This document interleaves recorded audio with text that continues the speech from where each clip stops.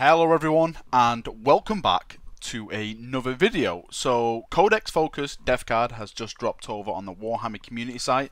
The link is in the description down below in case you want to go and read it beforehand. But this video is going to be dedicated to that article. I'm going to go through it all, speak about it, give my thoughts and feedback about it all. So let's jump in and let's get started with this glorious Plague of Death. So the article starts off with a army overview. It basically talks about how to play Deathguard the best. So the article starts off with a army overview. It says here, in the game, the Deathguard march towards the enemy, weathering incoming fire with disgustingly resilient. Of course, we all know what that is. Basically, if you manage to put a wound on a Deathguard, they can roll, I think it's a 5 or 6, they basically shrug off that wound. I've had that happen to me so many times. Just when I think I've killed the bastard, someone just rolls a 5 or 6 and they just nope, and I'm like, God, Holy Emperor, will you just die? And then after that it goes into a little bit of detail about Deathguard armies and how they can be played. It actually mentions the Pox Walker tactic.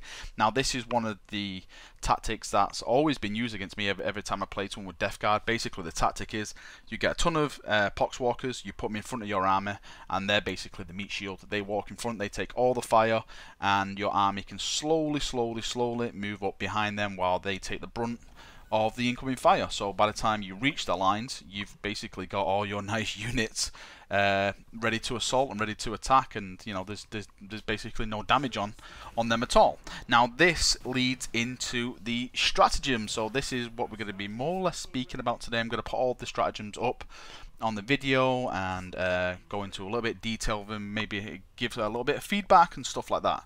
So let's start with the first stratagem. And the first one we have here on the list is called Cloud of Flies. So this is one command point, and it says here, with thrumming roar, a thick cloud of demonic flies whirls around the Deathguard and obscures them from sight. So it says here, use the stratagem during your movement phase, select a Deathguard infantry unit. Until the start of your next movement phase, the enemy models can only shoot this unit if it's the closest visible target. So again, I think this is a good way of trying to maybe hide characters. Maybe, I don't know. I'm trying to think how this could work. So until the start of your next movement phase, enemy models can only shoot this unit if it's the closest visible target. So for example, maybe if Mortarion is behind a unit and you use this cloud of flies on that said unit, then people can't shoot Mortarion. They have to shoot this unit before they shoot Mortarion. I'm hoping I'm getting that right, and if that is the case, then that is a very good tactic, a very good tactic, especially if you have Mortarion, who you can target across the board. So if you have a target next to him, then maybe this is a command trait to take, because he can move up the board then and just get less wounds on him, and get to the enemy with a more high wound count and cause more damage upon your foe.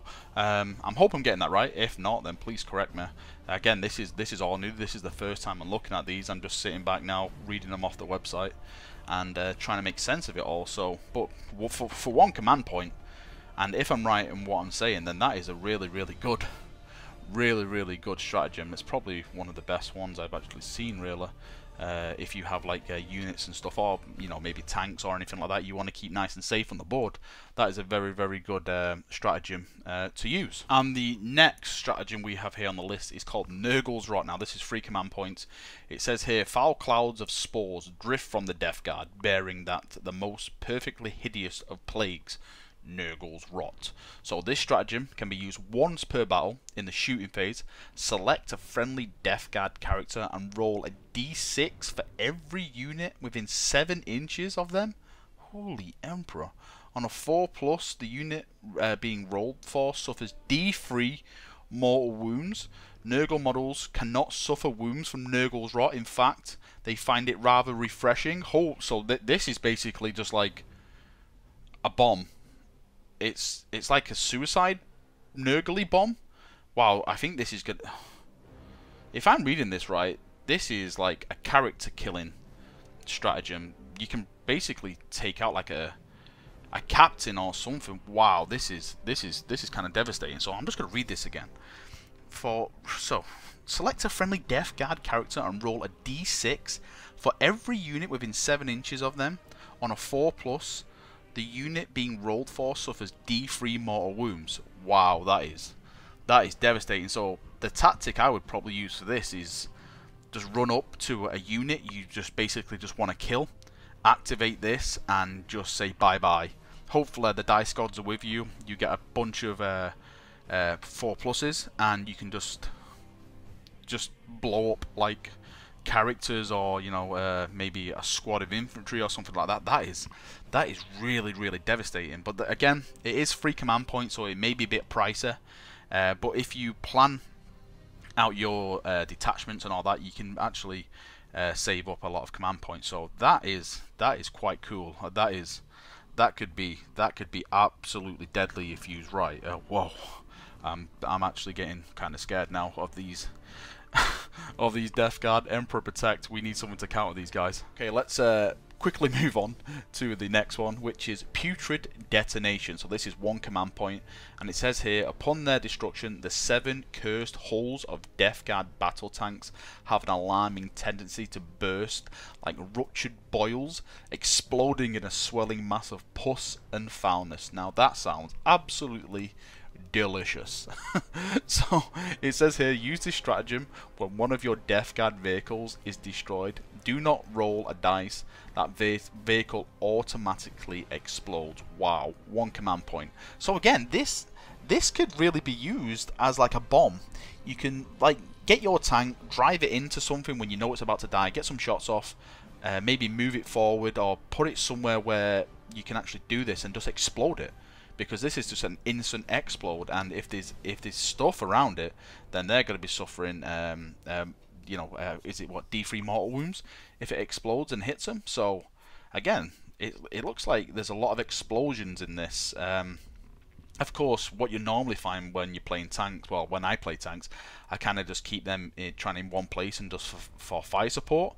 But if I had an option like this, I would probably try and get them close to infantry and just screw it. If it dies, it dies, because I'm going to take some of your guys out with me. So this is very interesting. And again, another awesome stratagem from the Deathguard. The Deathguard are looking so attractive at the moment. It looks like they're basically got to be kings of tabletop. In my opinion, with some of these stratagems at the moment, they are absolutely deadly for the Deathguard. Who would have thought, eh? Okay, so let's move on from the stratagems. Well, that's all the stratagems we have at the moment. I'm sure there's going to be more in the Deathguard, but this is just all a tease at the moment. But let's move on and let's look at the relics, which are in this article as well. So the first relic is the Supurating plate. I'm hoping I'm pronouncing that right. Please correct me if I'm wrong. So forged by Rothart Smiths of Deepwell, this bloated power armor is riddled with tubes and pipes through which pulse rancid waves of corrupted pus. Whenever an enemy's weapon so much as nicks its surface, foul fluids jet out as though they had ripped their blade through the mass of straining bubos. Right. This infectious slime eats away at metal and flesh alike, raising sizzling clouds of infectious steam as they eat their victim away to nothing. So that's the floor farther away. So let's see what it does. So the bearer has a save characteristic of 2+. Okay, so you get into Gilliman territory now. In addition, roll a dice each time this model passes a saving throw in the fight phase. On a 4+, the unit that inflicted that wound suffers a mortal wound after all its own attacks have been resolved. Holy Emperor. So right, you have a save characteristic of 2+, so that is basically Gilliman-esque. I actually think the Lord of Contagion has a 2+ as well, if I'm not mistaken. In addition, you roll a dice each time this model passes a saving throw in the fight phase. On a 4+, the unit that inflicted the wound suffers a mortal wound after all its own attacks have been resolved. Wow, that is deadly. Again, you're probably going to need the luck on you with the 4+ with the dice gods, but if you can pull it off and you can manage to get some good rolls, that could probably end the unit that's attacking you. That is wow, that is devastating. That is a really good relic. I think definitely I'll be taking that if I ever do a Deathguard army. That seems fantastic. Just the save characteristic itself of 2+, is definitely worth it in my opinion. Plus, you know, on top of that, you probably have the disgusting resilient as well, so you have a number of saves then. So I'd definitely be deploying this onto one of my chaps on the battlefield. Okay, so the next relic we have is for a Psyker. It's called the Pandemic Staff. Sum it up, this rune engraved artifact is long and pitted, mouldering with a visible of plague and yada yada. Basically, Psyker only. It says here, the bearer of this Pandemic Staff adds 1 to their psychic test when attempting to manifest the smite power. Nice and simple relic. Nothing like the other one, which is devastating. But hey, Psykers in this game. Well, I personally think. Now, I am new to 8th. I'm actually new to getting into tabletop itself. Like the last time I actually really played tabletop when I was like 11 and 12. So and even back then I wasn't playing it right. I was just getting the models just to throw at friends and stuff like that. It wasn't anything like pro gaming or anything like that. So I'm kind of learning all this kind of stuff now, but from the playtest and battles that I've had, it's basically a must to bring a Psyker now, because smite and everything like that. I didn't really plan this, but I have like 25 Palatines, Grey Knights. My friend Tiberius has painted them up for me. This was way before 8th was announced. So I'm actually very glad that I've got like basically an army of Grey Knights now, because it seems Psykers are very powerful in this edition. And you know, of course, smite, if you can chuck out smite and everything, smite is really good for just knocking characters down and just putting wounds on things straight away. So this gives you a better chance at activating smite. Nice and simple. Definitely it's probably worth taking this on a Psyker. You know, if the staff adds 1 to their psychic test when attempted to manifest the smite power, then you know it's easy mode. I would definitely be taking this on my Psyker if I went Deathguard, and if I did go Deathguard, I would definitely take in a Psyker. So this is definitely in the bag for me if I do roll a Deathguard armor. So let's move on and let's check out the next one. Okay, so this one is called the Dolorous Knell. I hope I'm terrible at pronouncing things. I'm sorry. So the clangor of this giant bell is painful to the ear, a rusted cacophony that seems to build with every peal, with every strike. The Neil's victims find their courage rotting and their faith scouring, manifesting a septic ectoplasm. Wow, these are very nice descriptions. Those exposed to the auroral shock of the waves of the Dolorous Knell are sent reeling, clutching their skulls in agony as infected pus leaks from their ears and eyes, and the plague of panic and terror spreads like wildfire through their ranks. That is a really cool description. That is bang on cool. So it says here that this is for the noxious Blightbringer only, so that guy with a huge big bell. So roll a d6 for each enemy unit within 7 inches of the bearer of this chap at the start of each morale phase. At the start of each morale phase, on a 6, the unit suffers a mortal wound. In addition, if an enemy unit takes a morale test whilst they are within 7 inches of the bearer, your opponent must roll twice and discard the lowest result. So, looking at all these, right, looking at the ones we've come across so far, it seems that Deathguard are a very close combat army. They're very, you basically, for you to put wounds on a target, for you to be as effective as possible, then you basically have to foot slog your guys across the table and start activating all these. They don't seem like a range army at all. So I think the only real counter for these chaps, I personally think, is like bringing like a tons of las cannons and, you know, really effective range weaponry, which is a bit bad for me, since I've basically just got a Primaris force and they don't really have any las cannons and stuff like that. Maybe aggressors, you know, can go through, maybe a couple of squads of Hellblasters and stuff like that. I'll have to really sit down and think about ways to really counter these guys now, because it looks like once these guys are in range, and when I say in range, you know, like within the 7 inches and all that kind of stuff of you, this is where they start becoming very effective. And of course, like I said at the start of the video, if they have that poxwalker tactic where they're putting them in front of your army and walking it up, it's got to be an absolute pain to try and take these chaps down from afar. So yeah, definitely you need to sit down and think of my options on how to handle these guys. But again, another great relic, of course. It's only for the Noxious Blightbringer as well, so it's a real nice model that as well. So props to that relic. Again, if I did bring him, this is definitely worth it. You know, it's inflicting wounds on the target. Roll d6 for each enemy within 7 inches of the bearer, and basically at the start of each morale phase on a 6, that unit suffers a mortal wound. So again, you know, it's just absolutely devastating, these mortal wounds coming from the Deathguard. It looks like so far like the Deathguard are the mortal wound guys. They will take you down and just smash you. But hopefully we'll get something. Well, I don't think we'll get anything soon, but I'm hoping for maybe like a big kind of weapon which I can deploy in the battlefield. I know Forge World are speaking about bringing a super heavy tank out for the Primaris, so if that does come out, then I think that may be an option for me to bring and just blow everything up from afar, just absolutely devastate the board. Let's see how that would work on the tabletop. Right, let's move on to the next relic. My bad, we are out of relics. That is it for the relics. That was the last relic. Now we are moving on to Warlord Traits, of course. I'm sure they'll have more relics in the Deathguard book. This is all just a nice little preview at the moment. So the first Warlord trait we have is Living Plague. So it says here, saturated as he is with Nurgle's contagious blessing, merely to stand before this Warlord is to be assailed by an oppressive aura of plague. Roll a dice for each enemy unit that is within 3 inches of your Warlord at the start of any fight phase.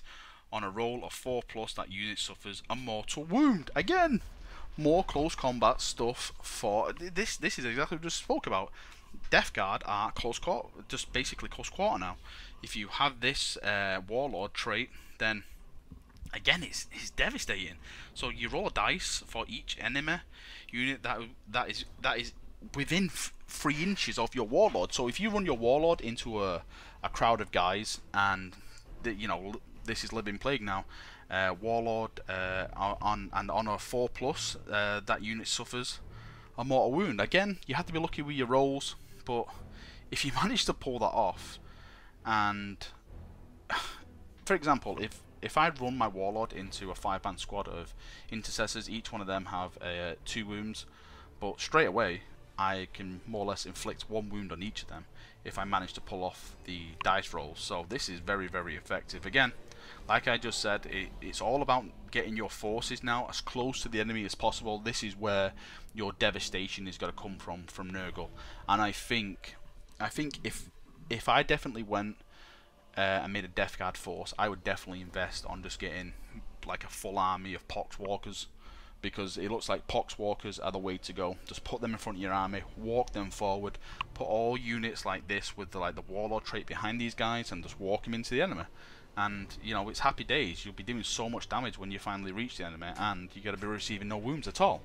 And the next one is Revoltingly Resilient. Oh, here we go. More resilient stuff for Deathguard. Like they need more stuff to be resilient. It's impossible to kill the bastards in the first place. So it says here, so vast and bloated has this Warlord become that he is all but immune to the pain of injury. Oh god, I don't like the sound of this. You can add 1 to any disgustingly resilient rolls you make for your Warlord, unless the wound you are rolling for is a mortal wound. Okay, that's a okay. So again, that's all down to the dice gods, but it gives you more chance to recover a wound. It's got to be interesting to see these paired up with certain things, with certain characters and stuff like that. I haven't really, obviously I can't sit down and go through all the stats and stuff to see if it could work with something else, but Lord of Contagion, that springs to mind straight away. That guy is so hard to kill. I think, like I said before, he's got 2+ saves, so that this Warlord trait would be great for him to take. Makes him even more unkillable. So yeah, I'll have to look in and see what we can mix and match, but it looks like a pretty decent Warlord trait, that thing. Like I said, killing Nurgle is so hard, really. I've played like I think 4 matches against Nurgle, and every time it's just I've won 1, and I only won 1 because I held the objectives. That's it. you know, they were about to swarm me. I think I got to turn 5 and I managed to pull off the roll where the game ended. But if the game carried on, then I just would have been flattened. So Nurgle are a force to be reckoned with, and with this Deathguard Codex, it looks like they're very, very scary. I keep saying it because they are. It looks like these guys are gonna be dominating on the battlefield. Hopefully, maybe the Imperial Guard Codex will counter these guys, because I'm really looking into making it a small Imperial Guard army. Please give me Imperial Guard regiments and different tactics for these guys. But anyway, that's probably a different video for another day. So let's move on to the next Warlord trait. So this is the next and final Warlord trait, may I add. We're actually coming to the end of the article now. So this is Arch Contaminator. So it says here, such are this Warlord's virulent emanations, sorry, I'm bloody stuttering here, that his very presence is enough to make even the most lethal toxins and venoms deadlier still. Okay, that sounds... Do you know what?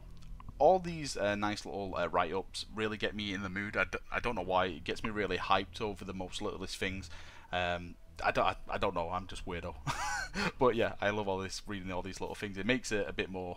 It gives it a bit more character and a bit more fun when you actually come to read it and get into it. Like I said, I'm a huge fan of lore, so all these little tidbits are just great. Right, so the actual Warlord trait itself, it says re-roll all failed wounds rolls when resolving attacks made with a plague weapon, i.e. plague swords or any weapon with a plague weapon ability for any friendly Deathguard unit within 7 inches of your Warlord. There we go again. So it looks like this one is going to be more or less a support trait. I would personally say it's a support trait. So I would basically have a unit with a plague weapon around this chap, and you basically just doing rerolls. You know, you give a reroll on all failed wounds, so it's kind of decent if you want to go down that route. And plague swords, it says here, or any weapon with any weapon with plague weapon ability. I'm not too up to date with Deathguard, so I don't know which weapons have plague weapon ability. Maybe some of you guys can share it and fill me in, but it looks like that's like basically like a kind of a lieutenant kind of guy, where it gives you rerolls and stuff. So looks decent, kind of decent, and yeah, good, another good Warlord trait. Okay, chaps, that is basically the end of the article. I just thought I'd share that with you, go through it all, give some information on it, some feedback on it. If, like I said at the start of the video, if you want to go and check out and read it for yourself, which I hope you do, the link is in the description of this video. Go and check it out and give them guys a nice little view on their articles, because they are doing a great job at bringing all this information to us and sharing it with us, and giving us a nice little early look into the game. Deathguard look devastating. I'm very, very scared of these guys getting their own codex. I wish they never had their own codex, because it looks like they're going to be a pain in my ass. I am very, very scared of Deathguard. I'll just have to bring more Deathguard at the end of the day. That's it. I think I'll just do a full army of aggressors. That's it. Just every unit an aggressor. I know that will break some rules, but I don't care. Every unit's got to be an aggressor. That's it. I'm just going to bring all the DAC and just shoot everything from across the board. That is my way to go now. This is the only way I'm going to destroy these Deathguard these Deathguard players. So yeah, hopefully the 9th of September is when all the pre-orders start. So within 4 days, in 4 days time, so basically weekendish. This weekend coming, we'll start seeing some stuff. It actually says here on the article, come back on Thursday, where we'll be looking at the psychic powers and universal rules available to the Deathguard. So again, I'll be making another video round about Thursday with all that cool stuff, and just going through all that and sharing it all with you. Right, that is me done. I hope you've enjoyed the video. I hope I've passed on some information. I hope we've got some stuff to discuss in the comments. Discuss it in the comments. I love communicating and doing all that funky stuff down there, so giggity. So yes, post away, and I just really want to see what you chaps think about the Deathguard. Do you think they're deadly, or is it just me panicking? Am I in full panic mode here, or am my actions right to fear these guys? Because I really do think that these guys are going to be killer on the tabletop. They really, really are. I know they have to get to you, but if you do that Poxwalker tactic, which people have done, then they can... Oh, it's just going to be so devastating. Right, I'm off to think of tactics and hope that they bring Rogel Dawn back so I can deploy him on the battlefield. So, hope you've enjoyed the video. I shall see you all soon, and have a great day. See you now, chaps, and bye-bye.